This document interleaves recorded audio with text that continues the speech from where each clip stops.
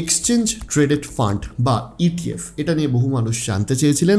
নমস্কার, আমি Arijit Chakraborty, invest Bengali চ্যানেলে আপনাদেরকে স্বাগত। আজকে আমরা সেই বিষয় নিয়ে আলোচনা করব। আমরা প্রথমেই আপনাদের বলতে চাই যে কিভাবে আমরা আজকে আলোচনাটা করব। দেখুন, স্ক্রিনে আপনারা দেখতে পাচ্ছেন ইটিএফ কি, এর টাইপ, কিভাবে আর্ন করতে পারবেন, মিউচুয়াল ফান্ড থেকে কি আলাদা কিংবা ট্যাক্সেশন, এই সমস্ত বিষয় নিয়ে আজকে আলোচনা করব। প্রথমে আসছি ইটিএফ কি।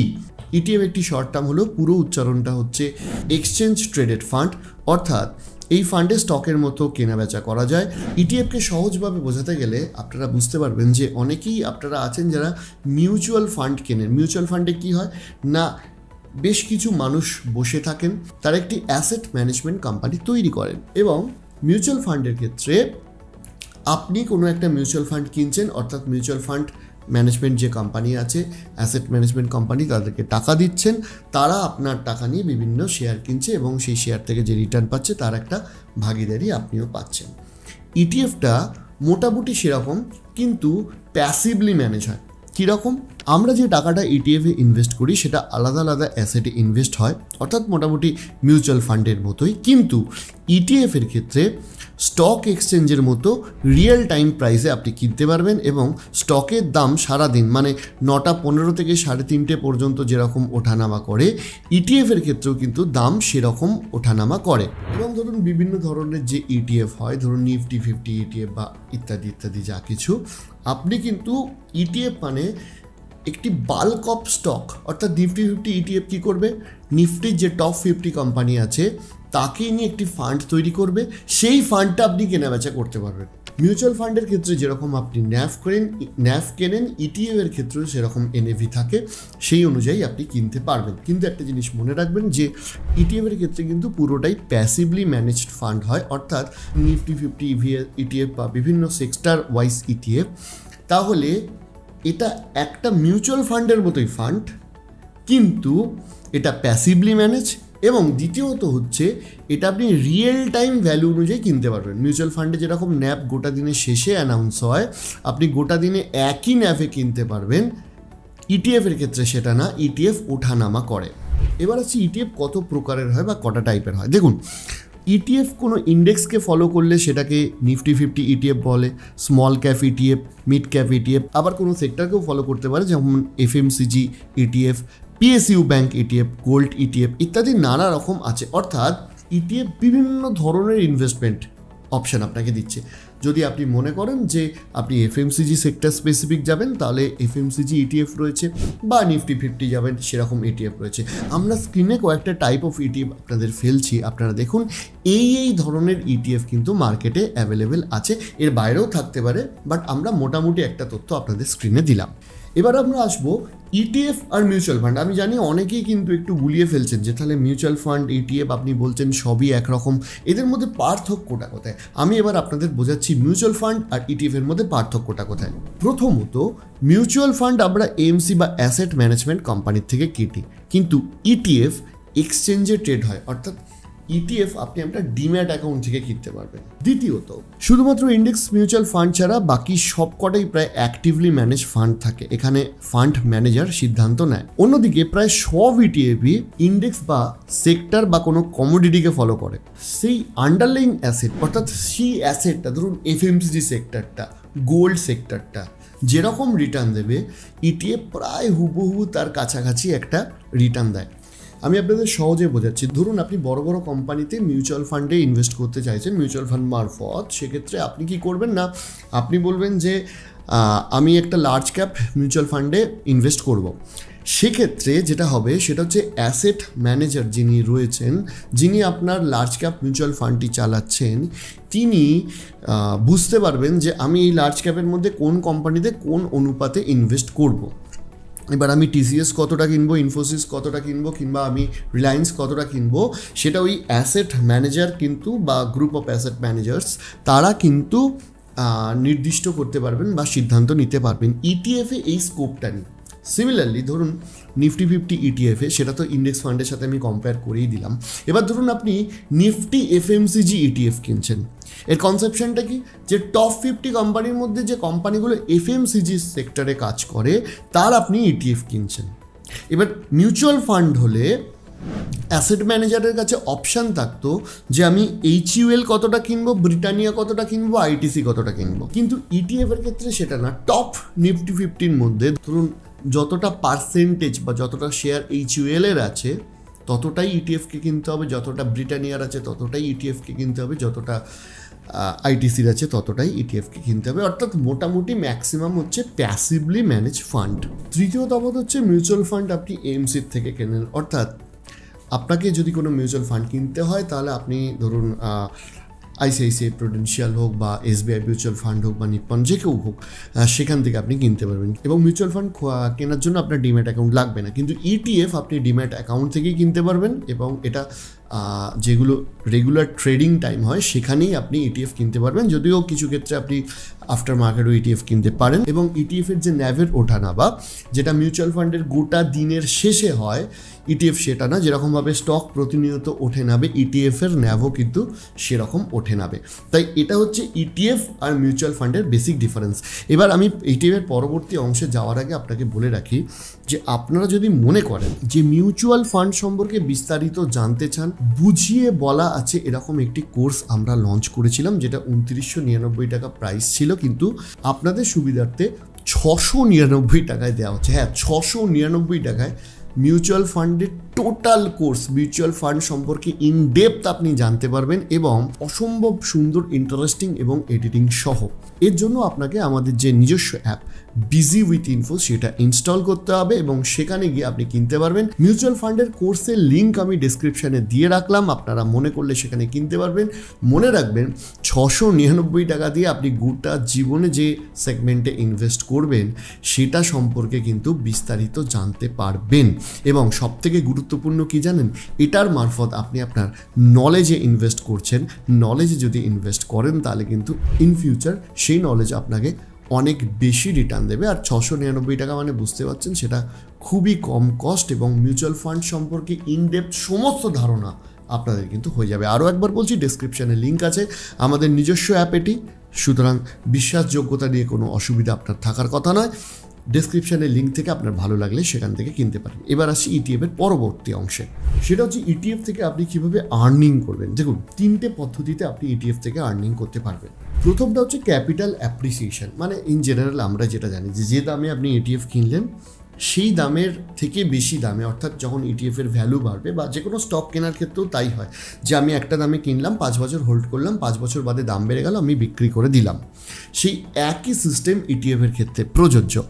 আপনি যে দামে কিনবেন 5-6 বছর হোল্ড করবেন, পরবর্তীকালে যখন বিক্রি করবেন আপনার অ্যাসেট অ্যাপ্রিসিয়েশন বা ক্যাপিটাল অ্যাপ্রিসিয়েশন হবে। দ্বিতীয়ত হচ্ছে ডিভিডেন্ড। বেশ কিছু স্টকস ডিভিডেন্ড দেয়, সেই স্টকসগুলো আপনি ডিভিডেন্ড দিলে আপনি ইটিএফ থেকে ডিভিডেন্ড পেতে পারেন। তবে বহু ইটিএফ আছে যারা কিন্তু ডিভিডেন্ড ফেরত না দিয়ে সেই টাকাটা রিইনভেস্টমেন্ট করে দেন। আমার মনে হয় ডিভিডেন্ডের ওই কটা টাকা পাওয়ার বদলে যদি রিইনভেস্টমেন্ট করে বেশি রিটার্ন পাওয়া যায় সেটা বেটার হবে। আর আরেকটা হচ্ছে যেগুলো বন্ড ইটিএফ আছে তারা ইন্টারেস্ট দেয়, তখন কিন্তু একটা ইন্টারেস্ট ইনকাম ইটিএফ থেকে আপনার হবে। এবার আসছি ইটিএফ এর ট্যাক্সেশন। দেখুন, ইটিএফ এর ট্যাক্সেশনটা একটু জটিল, কেন কি বিভিন্ন ধরনের ইটিএফ এ বিভিন্ন ধরনের ট্যাক্সেশন থাকে। আমি আপনাদের ডোমেস্টিক ইটিএফ এর ট্যাক্সেশন বলে দিচ্ছি, বাট আমরা স্ক্রিনেও আপনাদের বেশ কিছু ইটিএফ এর ট্যাক্সেশনের রুলস দিচ্ছি। আর আরেকটা আপনাদের ডেসক্রিপশনে একটা লিঙ্ক দিয়ে দিচ্ছি যেখান থেকে আপনারা ইটিএফ এর ট্যাক্সেশনটা দেখতে পাবেন। আমাদের বিজি উইথ ইনফো অ্যাপে আমরা এই রিপোর্টটা ফ্রিতে আপনাদের জন্য পাবলিশ করে দিচ্ছি। আপনারা কিন্তু সেখান থেকে ফ্রিতে ইটিএফ এর ট্যাক্সেশনটা দেখতে পাবেন। ডোমেস্টিকের ক্ষেত্রে কি 12 মাস অর্থাৎ 1 বছরের আগে সেল করলে short term capital gain tax কাটা হবে, যেটা 20%, আর 1 বছর হোল্ড করার পর আপনি 12.5% long term capital gain tax আপনাকে দিতে হবে। আর ইন্টারন্যাশনালের ক্ষেত্রে ভারতে লিস্টেড রয়েছে এরকম কোনো কোম্পানির যদি আপনি 12 মাসের আগে সেল করেন তাহলে short term capital gain tax অনুযায়ী আপনার যে নির্দিষ্ট ট্যাক্স স্ল্যাব, অর্থাৎ আপনি 10%, 15% যে ট্যাক্স স্ল্যাবে পড়ছেন সেই অনুযায়ী আপনাকে প্রফিটের ওপর, লাভ্যাংশের ওপর আপনাকে ট্যাক্স দিতে হবে। আর 12 মাসের পর ওই লং টার্ম হিসাবে 12.5% আপনাকে দিতে হবে। বাকিটা আমরা লিঙ্ক করে দিলাম, কারণ ট্যাক্সেশনটা একটু বোরিং এবং অনেকটা জটিল, আপনারা পরে ব্যাপারটা বুঝতে পারবেন। এবার হচ্ছে ইটিএফ এর সুবিধাগুলো কী কী, তারপর আমরা অসুবিধাতে আসবো। প্রথম সুবিধা দেখুন, ডাইভার্সিফিকেশন। আপনি যদি মিউচুয়াল ফান্ড, রিয়েল এস্টেট, এরকম বিভিন্ন অ্যাসেট ক্লাস কিংবা স্টক এগুলো ধরে ইনভেস্ট করতে চান, তাহলে আপনাকে বুঝতে হবে ইটিএফ একটা অপশান রয়েছে। তাই যারা ডাইভার্সিফিকেশন ভালোবাসেন তাদের জন্য ইটিএফ একটা অপশান, যে ভাই আমি শুধু স্টকে বা মিউচুয়াল ফান্ডে কেন রাখবো, আমি ইটিএফে কিছু টাকা রেখে দিই। সেকেন্ড হচ্ছে লিকুইডিটি, বা আপনি বলতে পারেন যে বেনিফিট কিছু নিতে পারবেন। দেখুন, যারা রেগুলার ফলো করে তাদের জন্য এটা সুবিধা। ধরুন নিফটি 50 ইন্ডেক্স 5% বেড়ে গেল, তারপর 3% কমে গেল। এবার আপনি যদি মিউচুয়াল ফান্ড করেন তাহলে আপনি কিন্তু পুরো সুবিধাটা নিতে পারবেন না, আপনি 2%-এর সুবিধা নিতে পারবেন, কারণ মিউচুয়াল ফান্ডের যে ন্যাভ সেটা দিনের শেষে হয়। কিন্তু আপনি এবার ভাবুন আপনি ইটিএফে আছেন, যদি আপনি ট্রেডিংয়ের মাইন্ডসেট নিয়ে থাকেন তাহলে আপনি কি করবেন, যে আপনি যেই 5% বেড়ে গেল সঙ্গে সঙ্গে আপনি সেল করে দিতে পারবেন। তাহলে মিউচুয়াল ফান্ডে যদি আপনি লং টার্মে করেন তাহলে আলাদা হিসাব, যদি আপনি শর্ট টার্মে ইনভেস্ট করেন তাহলে মিউচুয়াল ফান্ডে আপনি শর্ট টার্মের ইনভেস্টমেন্টের ডেলি যে ওঠা নামা তার সুবিধাটা নিতে পারবেন। এর অসুবিধাটা যদিও বেশি আছে, কিন্তু অনেকে সুবিধাটা নিতে পারে, সেই সুবিধাটা আপনি নিতে পারবেন না ইটিএফে, সেটা পারবেন। আবার ইটিএফ আপনি যে কোনো সময় সেল করে দিতে পারেন, ইটিএফে কিন্তু কোনো এক্সিট লোড নেই যেটা মিউচুয়াল ফান্ডে থাকে। তাছাড়া ধরুন যেহেতু ম্যাক্সিমাম ইটিএফগুলো প্যাসিভলি ম্যানেজ হয়, ইটিএফের ক্ষেত্রে এই যে ম্যানেজমেন্ট ফিস বা এক্সপেন্স রেশিও সেটা কিন্তু অনেক কম হয়। মোটামুটি আপনি ধরুন যে বন্ড ইটিএফে ন্যূনতম 0.14% কিংবা ইকুইটি ইটিএফের ক্ষেত্রে মোটামুটি 0.40% আপনাকে এক্সপেন্স রেশিও দিতে হচ্ছে, সেটা মিউচুয়াল ফান্ডের ক্ষেত্রে অনেক বেশি। এবার কিছু অসুবিধাও আছে, যেমন প্রথমত হচ্ছে যেরকম আপনাকে এক্সপেন্স রেশিও কম দিতে হয়, ইটিএফ কিন্তু কেনা বেচার জন্য একটা ট্রেডিং কস্ট দিতে হয়, যেটা মিউচুয়াল ফান্ড কেনা বেচার জন্য আপনাকে দিতে হচ্ছে না। দ্বিতীয়ত ইটিএফগুলো মূলত ইন্ডেক্সকে ট্র্যাক করে, মানে ধরুন নিফটি 50 হোক বা এফএমসিজি হোক ইত্যাদি। ফলে আপনার কাছে ইনভেস্টমেন্ট ভ্যারিয়েশনের অপশান থাকছে না। মানে ধরুন আপনি মনে করলেন যে আপনি নির্দিষ্ট কিছু স্টকসেই ইনভেস্ট করবেন, সেইটা আপনি ইটিএফে পাবেন না। আবার আপনি মনে করলেন যে আপনি স্মল ক্যাপ, লার্জ ক্যাপ কিংবা মিড ক্যাপ সবেতে ইনভেস্ট করবেন, তাহলে মাল্টি ক্যাপ আপনি মিউচুয়াল ফান্ড পেয়ে যাচ্ছেন, কিন্তু ইটিএফে পাচ্ছেন না। তো সুতরাং ইটিএফে ইনভেস্টমেন্টের অপশানগুলো অনেকটা সীমিত, যে কারণে মিউচুয়াল ফান্ড যে যত পরিমাণ অ্যাসেট ম্যানেজ করে তার অনেক কম ইটিএফ ম্যানেজ করে। এছাড়া মার্কেট রিস্ক থাকে, কেমন ধরুন আমি ওই যে বললাম যে 5% বেড়ে গেল, 3% কমে গেল। আমরা সরাসরি স্টকের বদলে মিউচুয়াল ফান্ডে এই কারণে আসি যে ইনভেস্টমেন্টে কি চলছে সেটা নিয়ে আমরা মাথা ঘামাবো না। কিন্তু আমরা যদি ইটিএফ কিনে নিই তাহলে ওই যেহেতু প্রতিদিন ওইভাবে ওঠানামা করতে শুরু করছে বা প্রতিনিয়ত, আমরা কিন্তু সেই মার্কেটের সাথে ইমোশনালি অ্যাটাচ হয়ে যাব বা ফোমো এসে যাবে, গ্রিড কিংবা ফিয়ার এসে যাবে।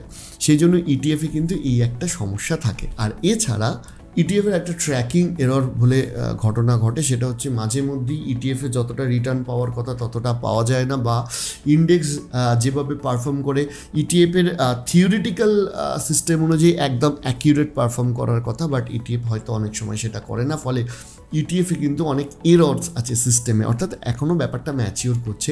তাই এই অসুবিধাগুলো কিন্তু ইটিএফের ক্ষেত্রে আছে। এরপর আসছি ফাইনাল কথা, যে মিউচুয়াল ফান্ড নেবো নাকি ইটিএফ নেবো। দেখুন, আপনি যদি আমাকে জিজ্ঞাসা করেন যে তাহলে আমি ইটিএফ কেন নেব, সেটাই আসতে হবে।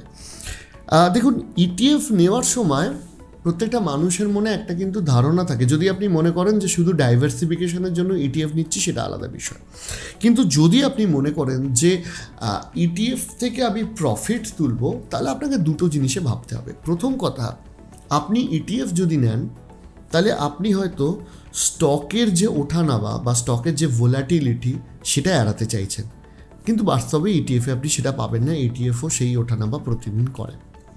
দ্বিতীয়ত, আপনি যদি মনে করেন যে না আমি ইনভেস্টমেন্টটা ইনভেস্টের মতো হতে থাকবে, আমি সেদিকে লক্ষ্য রাখবো না, ইনভেস্ট ওর মতো বাড়তে থাকবে, আমি শুধুমাত্র টাকা দিয়ে যাব এবং বেশ কয়েক বছর বাদে লং টার্ম যাদের ভাবনা আমি টাকা তুলে নেব, সেক্ষেত্রে কিন্তু মিউচুয়াল ফান্ডে আপনার কাছে অনেকগুলো ব্রড এবং বেটার অপশান আছে। আপনি অ্যাক্টিভ মিউচুয়াল ফান্ডে যেতে চাইছেন নাকি ইন্ডেক্স মিউচুয়াল ফান্ডে যেতে চাইছেন, কীভাবে যেতে চাইছেন সেটা নিয়ে একটা অনেকগুলো অপশান রয়েছে, ইনফ্যাক্ট বেটার অপশান রয়েছে, যেটার ফলস্বরূপ আপনি যদি দেখেন যে মিউচুয়াল ফান্ড বর্তমানে প্রায় 53.4 লক্ষ কোটি টাকা ম্যানেজ করছে, সেখানে ইটিএফ 6.6 লক্ষ কোটি টাকা ম্যানেজ করছে। অর্থাৎ এখনও পর্যন্ত ইটিএফের মার্কেট অনেকটা গ্রো হওয়ার সম্ভাবনা বা সময় রয়েছে, ইটিএফ অতটা গ্রো করে উঠতে পারেনি। প্লাস আরেকটা বিষয় মনে রাখবেন, মিউচুয়াল ফান্ড আপনি যখন বিক্রি করতে যাবেন আপনি কিন্তু দিনের যে কোনো সময় বিক্রি করতে পারবেন। আপনাকে টাকাটা মোটামুটি অ্যাসেট ম্যানেজমেন্ট কোম্পানির কাছে বেশ কিছু ক্যাশ হোল্ড করে রাখতে হয়, সেটা সেবি নিয়ম করেছে। সেইখান থেকে অ্যাসেট ম্যানেজমেন্ট কোম্পানি আপনাকে টাকাটা দিয়ে দেবে।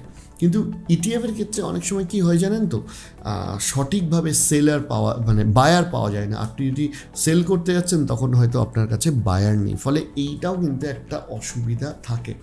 আর যদি আপনি ব্যক্তিগত আমাকে মত জিজ্ঞেস করেন তাহলে আমার মনে হয় সাদা না হলে কালো, ওই গ্রে ম্যাটারে থেকে কোনো লাভ নেই। মানে হয় আপনি স্টক বুঝে স্টকে ইনভেস্ট করুন, যেটা আমরা প্রতিনিয়ত শেখাই, আর অথবা আপনি মিউচুয়াল ফান্ডে ইনভেস্ট করে মাসে 2-3 বার করে মিউচুয়াল ফান্ড কী পারফর্ম করছে একটু মার্কেটের খবর রাখুন আর নিয়ম করে ইনভেস্ট করতে থাকুন। ইটিএফ আপনাকে আলাদা করে আপনার পোর্টফোলিওতে আলাদা কোনো ভ্যালুয়েশন জুড়বে না, বাট যদি আপনি ডাইভার্সিফিকেশনের জন্য চান তাহলে আপনি সেখানে ইনভেস্ট করতে পারেন। তো এই হচ্ছে ইটিএফ এর পুরো ডিটেলস। আপনারা যদি আরও বিস্তরে জানতে চান তাহলে কমেন্ট করে জানাবেন। আপনাদের কমেন্ট পড়েই কিন্তু আমরা এপিসোড বানাই। যেমন এই এপিসোডটি যিনি সাজেশন করেছেন তার কমেন্টটি আপনারা স্ক্রিনে দেখতে পাচ্ছেন। আর আপনারা যদি ইটিএফ নিয়ে আরও অনেক এপিসোড দেখতে চান তাহলে কমেন্টে লিখুন #ETF। আর মিউচুয়াল ফান্ডের কোর্সটা করার জন্য কিন্তু অবশ্যই ডেসক্রিপশানে দেখবেন। আমার মনে হয় আপনাদের জীবনে 699 টাকা একটা ভ্যালু অ্যাড করবে, কারণ অন্যান্য জায়গায় আপনি কোর্স করতে গেলে সেখানে অনেক টাকা চার্জ করছে। আপনার মাতৃভাষা বাংলা ভাষাতে এই কোর্স ডেফিনেটলি আপনারা একবার চেষ্টা করে দেখতে পারেন। আজকের জন্য এখানেই শেষ করছি। নমস্কার।